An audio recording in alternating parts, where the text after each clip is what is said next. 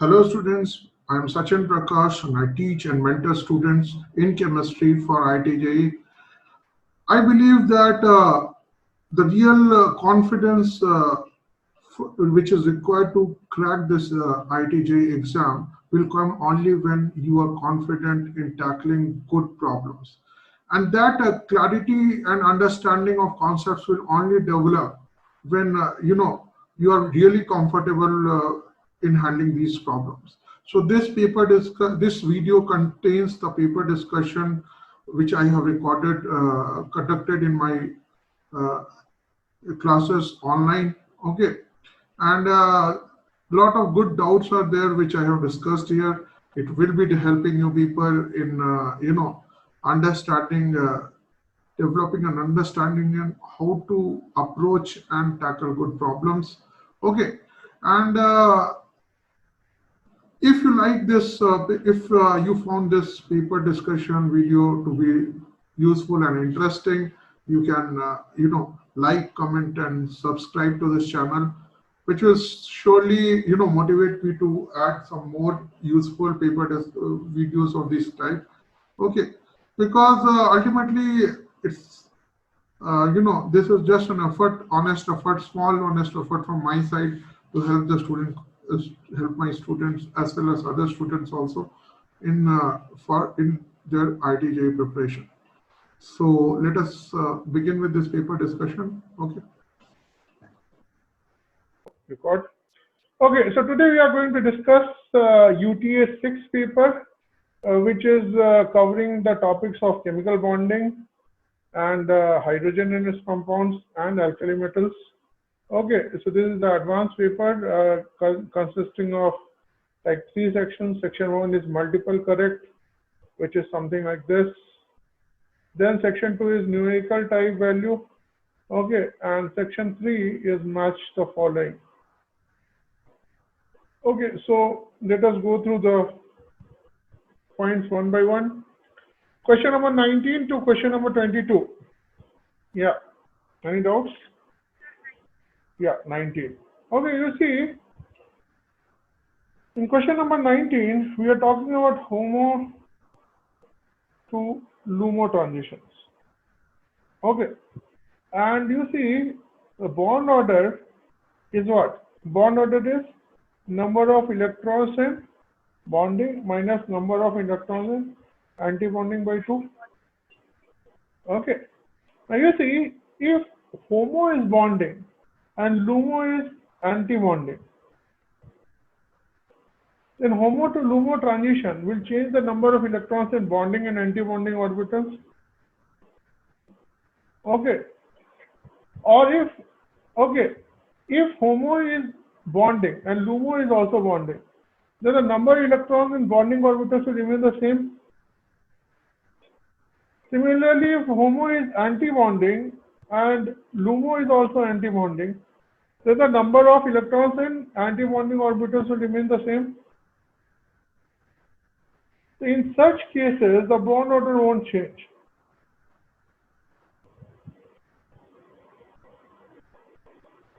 Are you getting a point? Okay, so this is a question in which you have to think a bit, but it is a nice question. Okay, but I have discussed the HOMO-LUMO concept with you people, right? Okay, so for B2, okay, B2, what is the HOMO?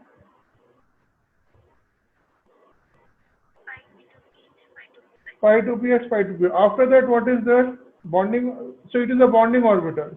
After that, yeah. So B2 HOMO and LUMO. Okay, B2 HOMO is pi 2px, pi 2py, and LUMO is sigma 2pz. So HOMO to LUMO, it is bonding only. There will be no change. Yes or no?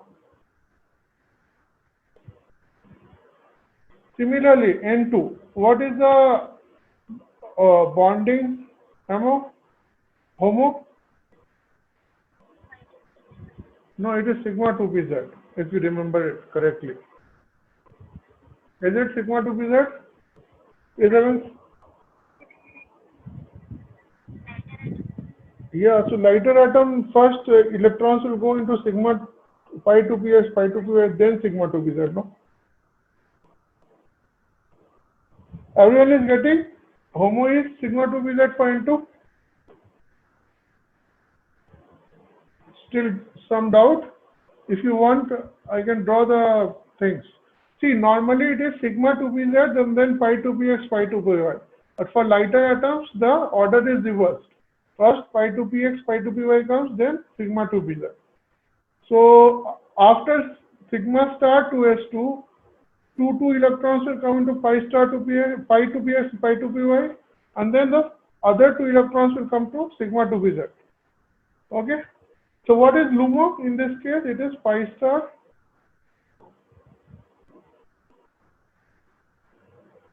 so the bond order will change. Yes or no? Because this is bonding. Yes, yes. In which case? HOMO. See, it is something like this. Sigma 1s, sigma star 1s, sigma 2s, sigma star 2s. After that, it is pi 2px, pi 2py, then sigma 2pz. So 2, 2, 2, 2, 2, 2, 2. That is the configuration. Is it clear? Okay. After V2, N2, next is O2. Now O2, what is the HOMO? Pi star 2px, pi star 2py. What is the LUMO? Sigma star 2pz. So there will be no change. Yes? Anti-bonding to anti-bonding. Getting a point?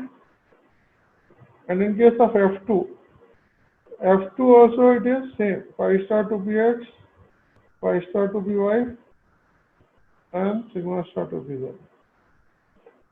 So no change. So 19, the answer will be A, B, A, C, and D. Are you getting a point? Okay. After 19, 20th, 21, 22. 20. 20, which option do you have issue with? Yeah, in second option, I think I have discussed this in the class also. The N2O5,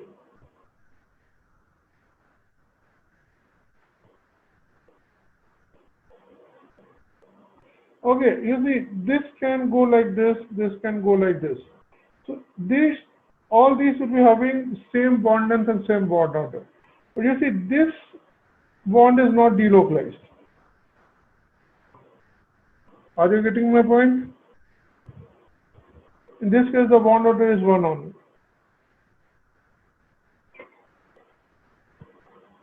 In this case, the bond order is something like 1.5. Getting a point? So it is having two different bond lengths. Okay. Other cases, non-uniform hybridization, you can get it, yes or no? Okay. After this,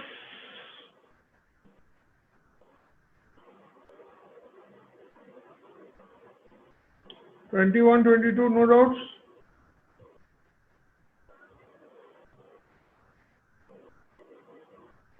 '23, '24.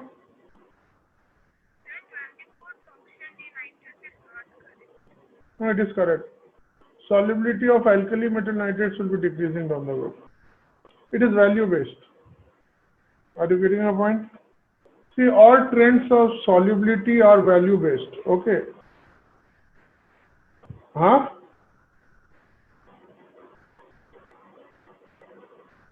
No, you see, lithium nitrate is thermally unstable. When you heat it, it will decompose. So thermal instability has nothing to do with solubility. Both are two different aspects. Are you getting my point? Okay. So you see, down the group, your solubility will be increasing. Okay, see, the reason for solubility trend. See, first of all, you remember the solubility trends are experimental. Okay, you have to see the data before deciding the solubility trend. Okay, second point, okay, so down the group, if solubility is increasing,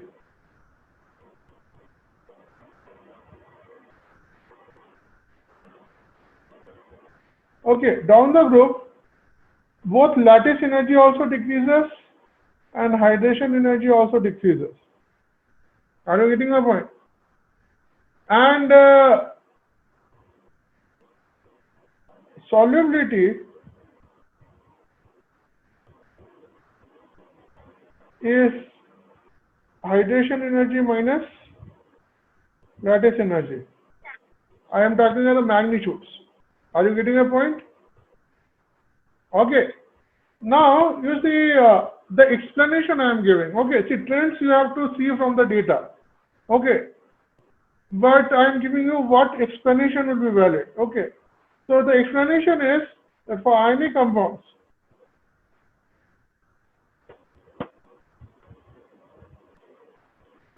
okay, if solubility is increasing down the group,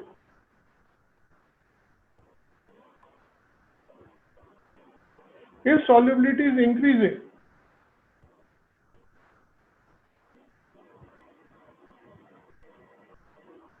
this means that decrease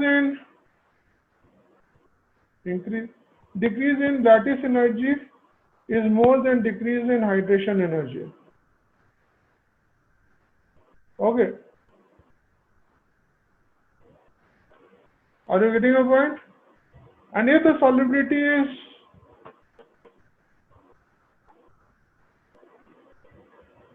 decreasing, this means that decrease in hydration energy is more than decrease in lattice energy. Are you getting a point? This is the official explanation which you will be giving in all the cases. But you have to see the trends, okay, that is something which is experimental. So, you know, the general trends are like carbonates and sulfates, solubilities will be, you know, for alkali metals, okay, the carbonates and sulfates solubility will be increasing down the group. Okay, hydroxide solubility will be increasing down the group. Why? Because the decrease in lattice energy is more compared to decrease in hydration energy. Are you getting a point? In case of nitrate, the solubility is decreasing because the decrease in hydration energy is more compared to decrease in lattice energy. Are you getting a point? But trend you have to see. Okay, there is no other way out. There is no single statement which will explain the every solubility trend. That is not possible because it is data-based thing. Are you getting a point? In group 2, you will be getting even more, you know, exceptional solubility trends. Okay, especially in case of halides, the solubility trends are not at all uniform. Okay, in case of sulfates and carbonates, you can still have some uniformity in trends. Like for group 2, which we will be discussing, sulfates and carbonates, they will be decreasing in solubility down the group. Okay. So in that case, you will be saying that, you know, the hydration energy is decreasing faster than lattice energy. Is it clear? Okay. So 23 option D.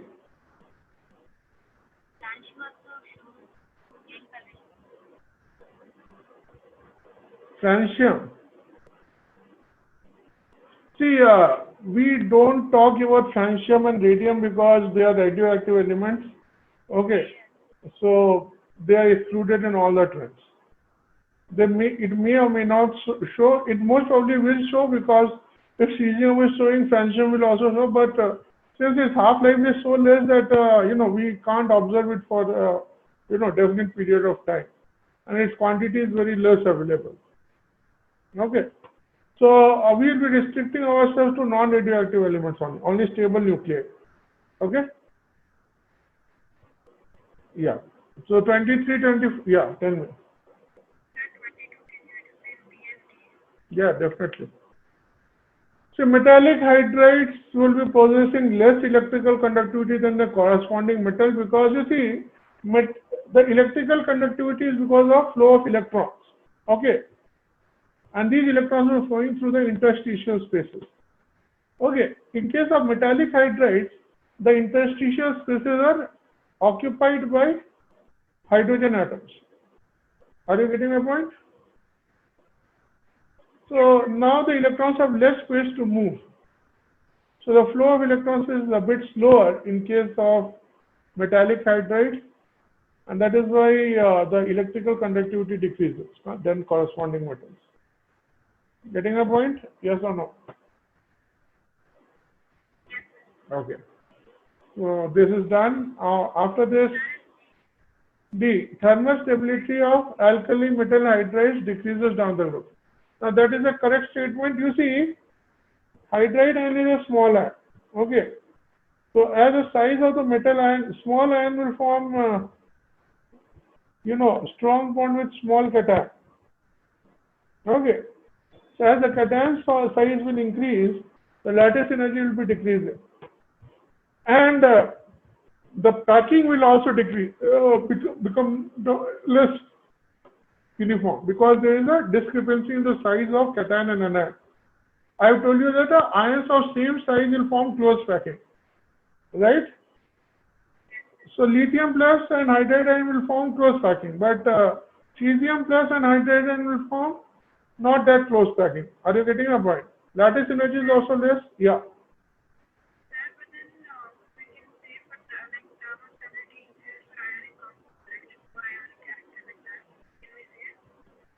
See, when you have a small anion, then it has to be ionic only. Cannot be covalent.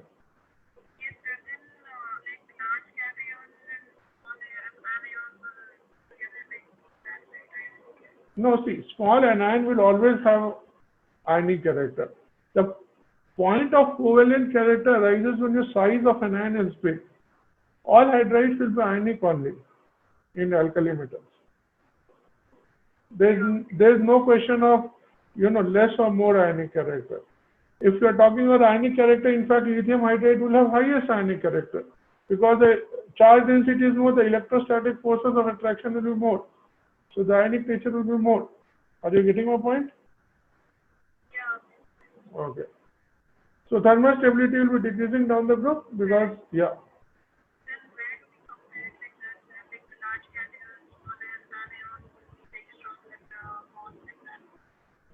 Here in fluorides also you have the same logic, no?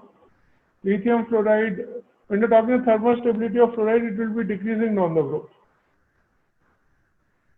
because the size of the cation is increasing. Okay, so thermal stability you can see with respect to the anion size.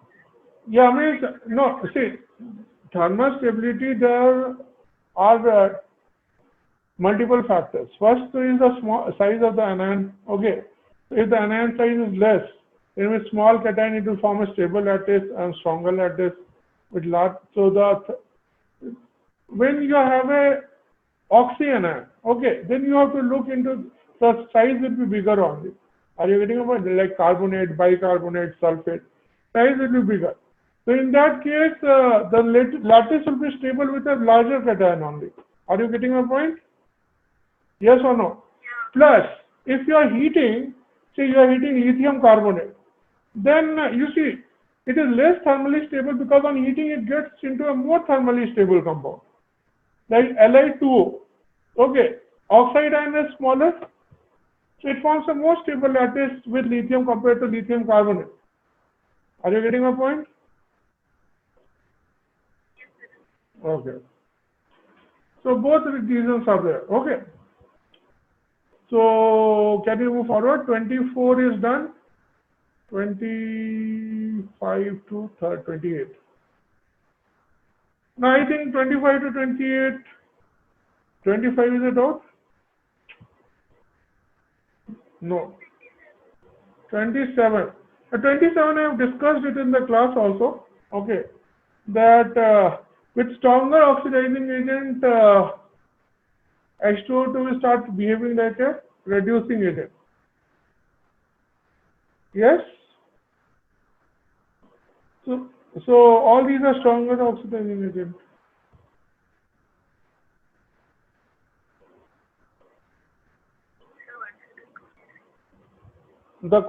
What I have said that H2O2 normally is an oxidizing agent.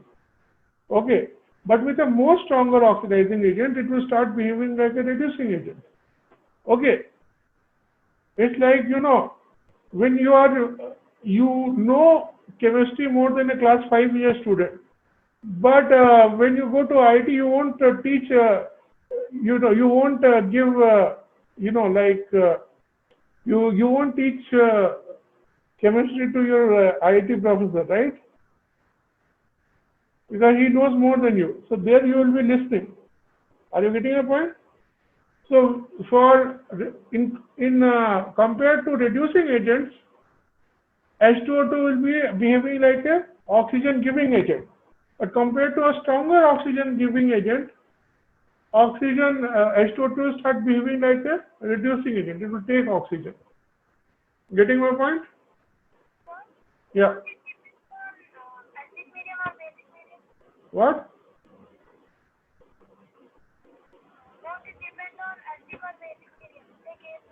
No, see, what I have given in the notes, if I remember correctly, I have given that H2O2 will behave, its oxidizing power will be more in acidic medium compared to alkaline medium. I have given this.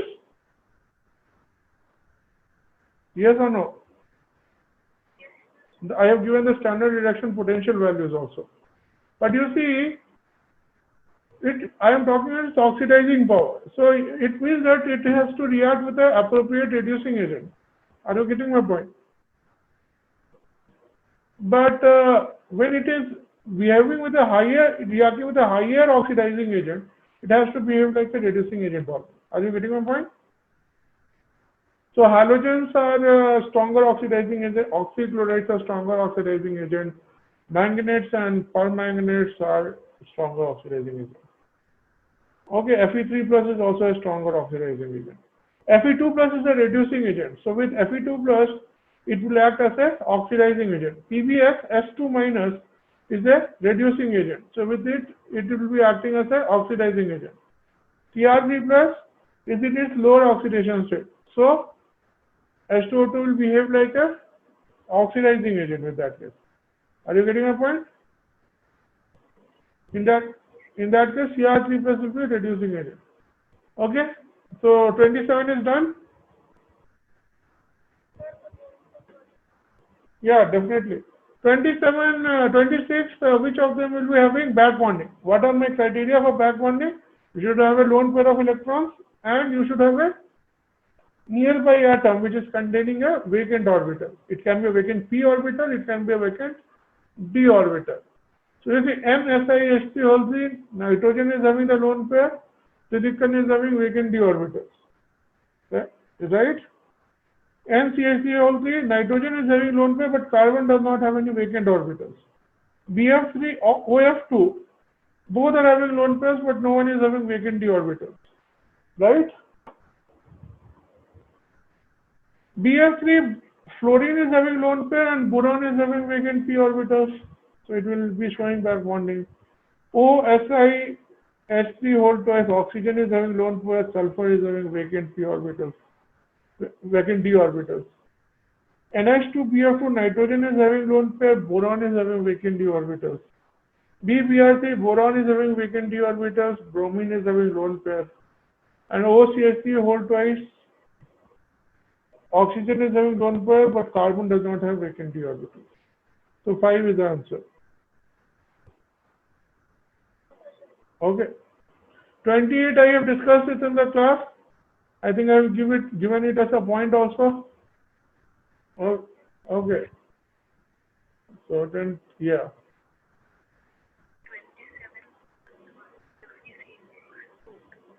Yeah.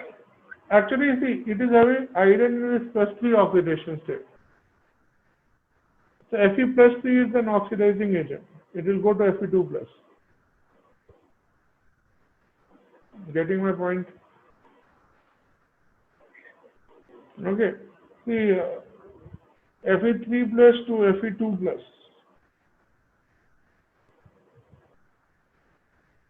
For this, the standard reduction potential is 0.77 volts, which is a positive value. So this means that Fe3 plus has a tendency to accept electron and go to Fe2 plus. Getting my point? Okay. 29 to, yeah? Huh? HOCl. HOCl will give HCl plus nascent oxygen. This is a oxidizing agent.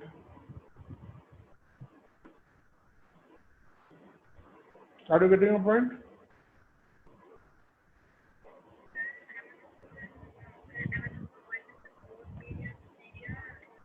Strong, yeah, it is strong oxidizing agent. The only thing is, in acidic medium it is a stronger oxidizing agent. In alkaline medium it is a less stronger oxidizing agent. Okay. Is it clear? Yes, no? Okay. So 29 to 32.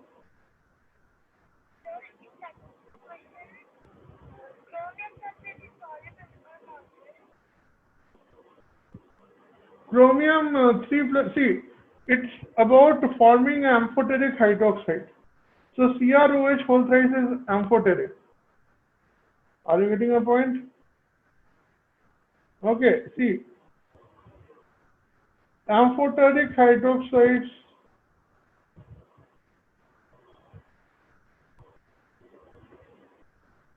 will dissolve in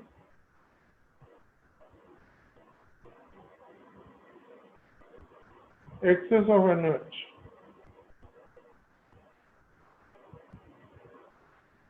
forming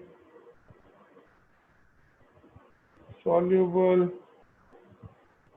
hydroxide complexes.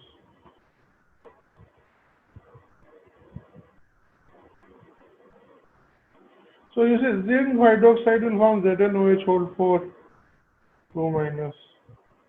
Chromium hydroxide will form CrOH whole 6, 3 minus. Okay. AlOH whole 4 minus. Okay. SnOH whole 4, 2 minus. Okay. Lead hydroxide 2 minus. Are you getting a point? Beryllium hydroxide will also form.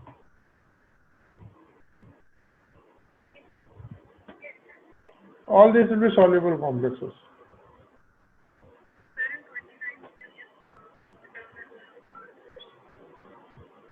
Paramagnetic nature will be depending on ions as well as on the, if it is a covalent molecule, we have to look into the molecular orbital configuration. Okay. So ClO2, see, paramagnetic nature means it is having odd number of electrons.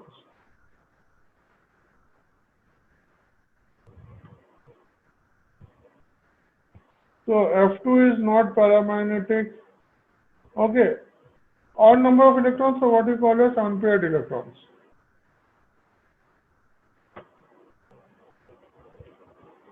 So you see, O2 is unpaired, B2 is unpaired, NO has unpaired electron, NO2 is having unpaired electron, KO2, O2 minus is having unpaired electrons. Okay. ClO2 is having unpaired electrons. FeCl true, Fe2 plus is having unpaired electrons. N2 and F2 won't have unpaired electrons. If you write the molecular orbital configuration, you will get this. So answer is coming out to be how much? 7 or 6? 7, okay. That is good. Okay. Next. Yeah, it is LiCl.2H2O, Na2CO3.10H2O, and Na2SO4.10H2O. Sodium chloride and potassium chloride will not form what you say as hydrated salts. Okay. See, alkali metals generally have less tendency to form hydrated salts because, you know, the size of cation is bigger. Alkaline earth metals will have higher tendency to form hydrated salt. Like beryllium will form hydrated salt, BeCl2.4H2O, MgCl2.6H2O, CaCl2.6H2O, okay, SrCl2.6H2O, BaCl2.2H2O. Are you getting my point? Okay.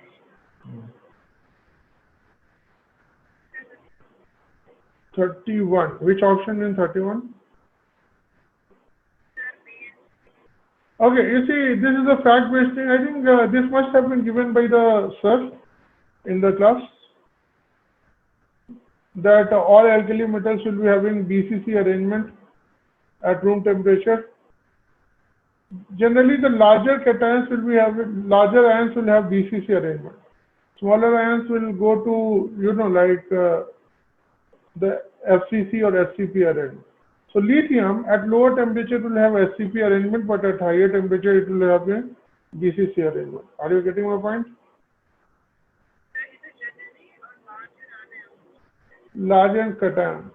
See, it is larger atoms we are talking about here, because we are talking lithium. Okay. C is down the group. A tendency for to form oxides decreases when 1A metal combines with oxygen. That is correct, because you see the thermal stability of oxides will depend on, you know, size of the cation.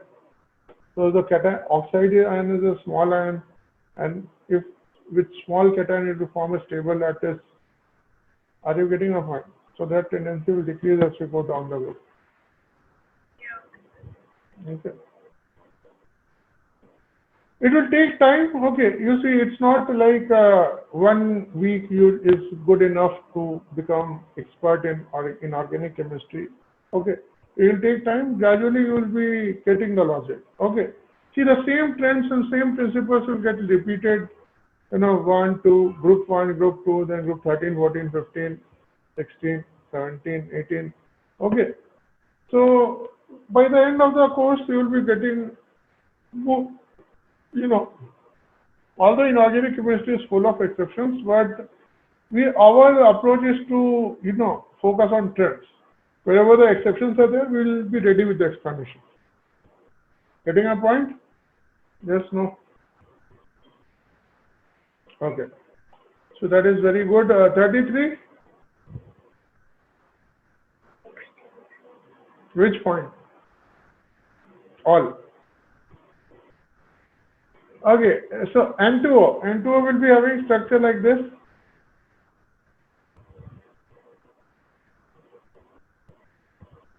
Okay, so you see P5 bond is present between nitrogen and oxygen, or nitrogen and nitrogen. Yes or no?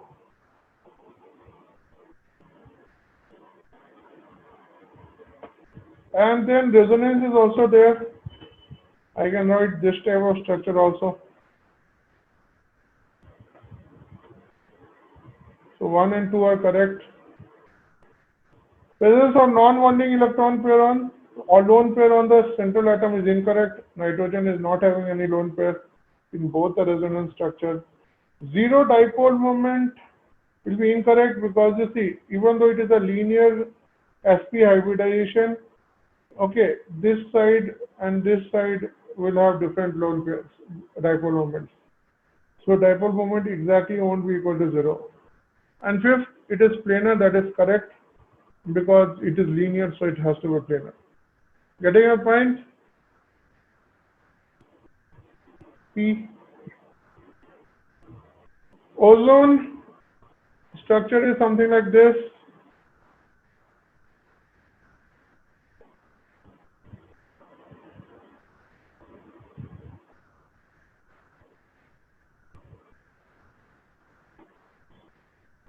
Now, you can have resonance where you can put negative charge on this oxygen and double bond over here. So p-pi bond is present between oxygen atoms, that is correct. Okay, its inverse resonance, that is also correct. Presence of lone pair on the central atom is also correct here. You see oxygen is having a lone pair here. Zero dipole moment is incorrect because one dipole moment is this side, another dipole moment is this side. Okay, even though they are same, they won't cancel out because it is at some angle, right? So 4 cannot be answered. 5 is answer. It is a planar molecule because only 3 atoms are there. It has to be planar. Are you getting a point? You need minimum 3 atoms to define a plane. So any molecule which is having 3 atoms will be a planar molecule. Getting a point? Okay. Hybridization can be non-planar by 3 atoms. The molecule will always be planar. So CO32 minus p-pi bond is present.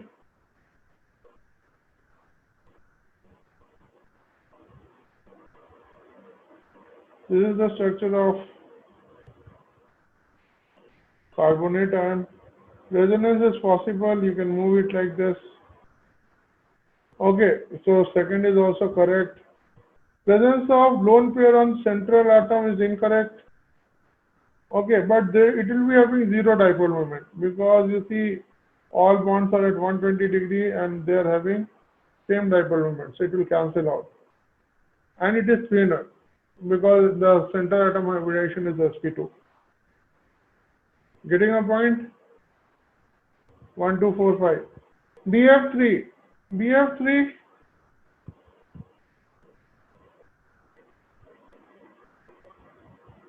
Okay. p-pi bond. See, if you consider the back bonding, then p-pi bonding will be there.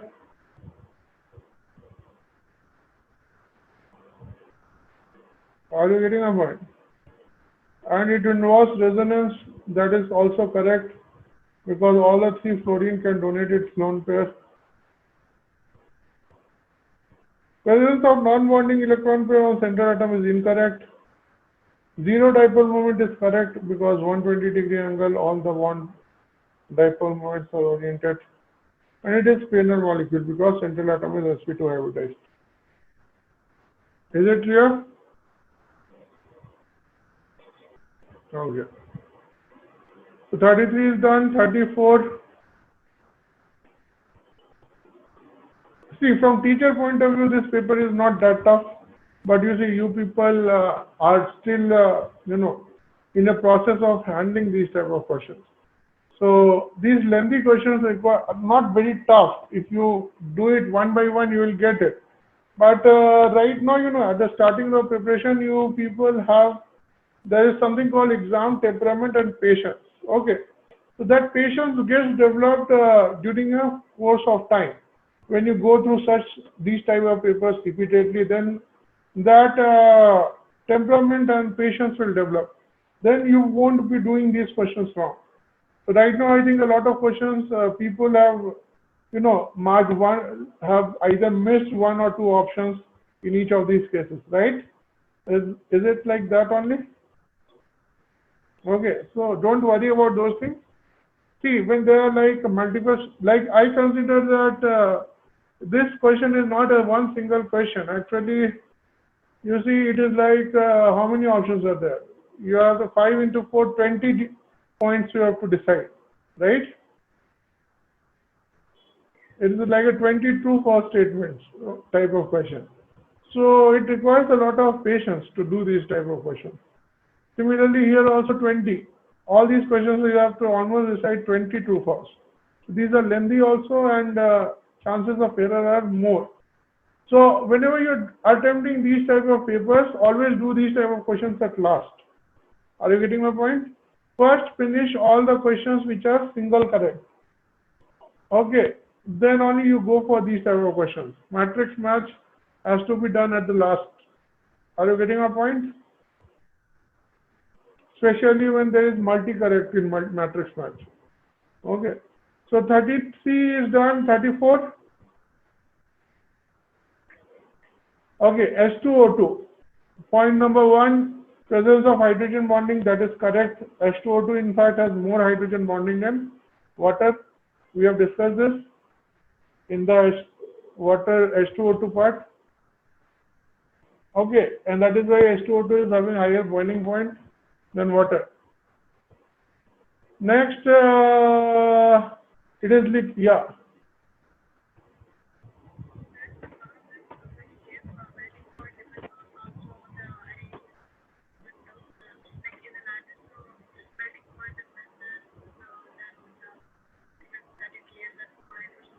Yeah, I think H2O2 melting point is lesser than water. You want to say this? I think I've given that that thing. H2O2 melting point. 1 minute. Now you see, melting point depends on H2O2 melting point is less actually than water.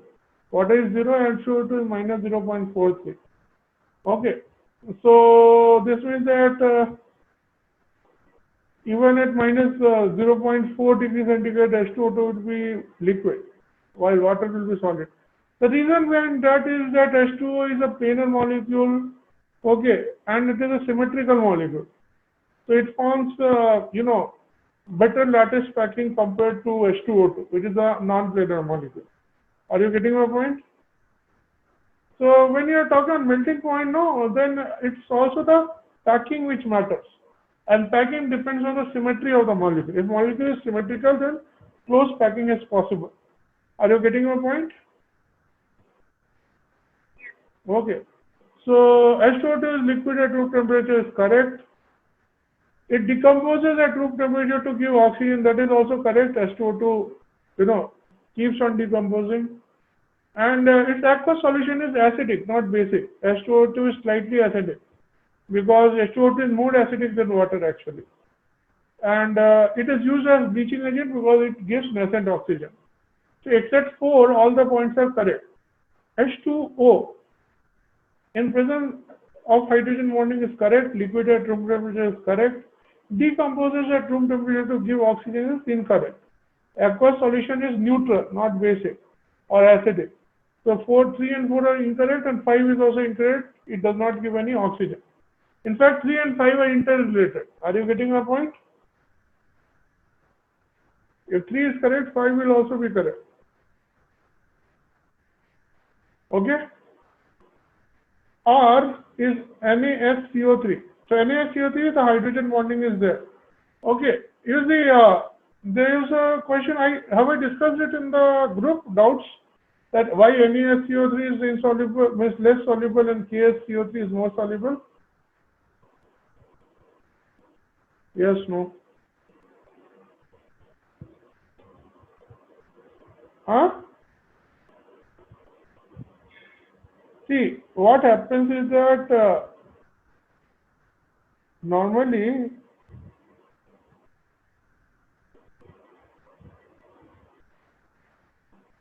bicarbonate ions have a tendency to undergo polymerization or is polymeric type of hydrogen bonding. Okay, so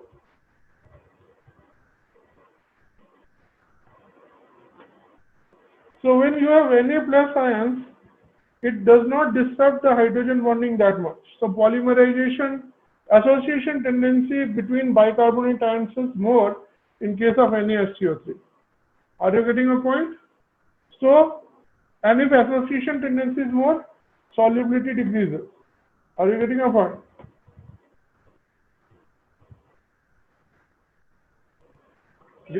Okay. But when you are having Ka plus ions,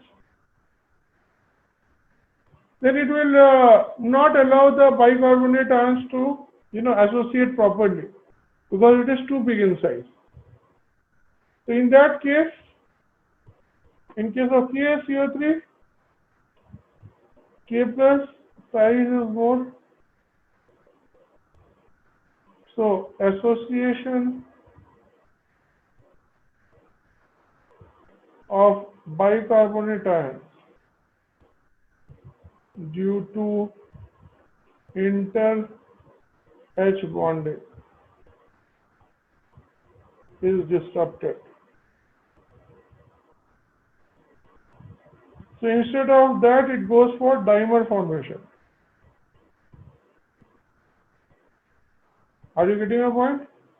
How will be the dimer look like? Something like this.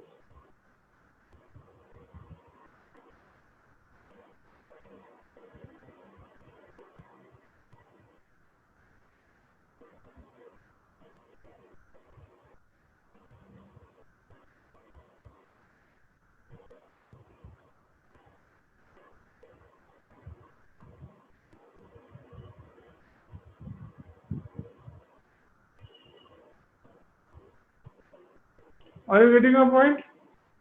Yes or no? So since bicarbonate ions are not able to form long-range polymeric associated molecules, okay, they are relatively more soluble. Are you getting a point? This I think sir must have discussed in the class. Yes. Huh? Okay. So this is done. After this, so NaCO3, 1 is correct, 2 is correct, not correct, it is solid at room temperature. Third, it decomposes at room temperature to give oxygen, that is incorrect. Okay. Fourth, aqueous solution is basic, it is correct. Bicarbonate ion is basic, weakly basic. Fifth, it is used as bleaching agent, is incorrect. H2SO4, hydrogen bonding is there, correct. Liquid at room temperature is also correct. Other three are not correct. Okay. 35. Doubts?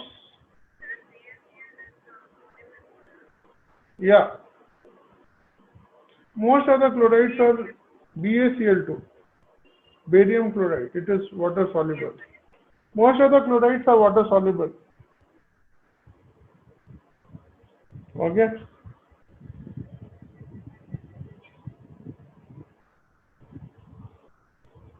So 35.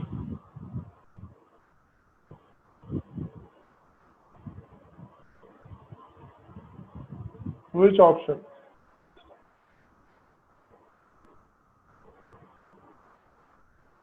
Which option?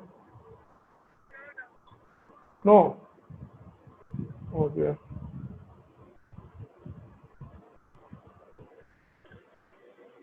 "36" is more easier than 35. Okay. So with this, we have finished the paper discussion. Okay. So we have 1 more hour left. We will be starting the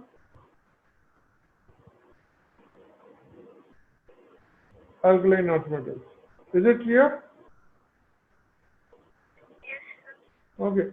So I'm giving a 5-minute break and then we'll start the alkaline earth metals. I have to just, close this video and again start a new one. Okay. So just 5 minutes break you take and then we will be starting. Okay. So stop recording. And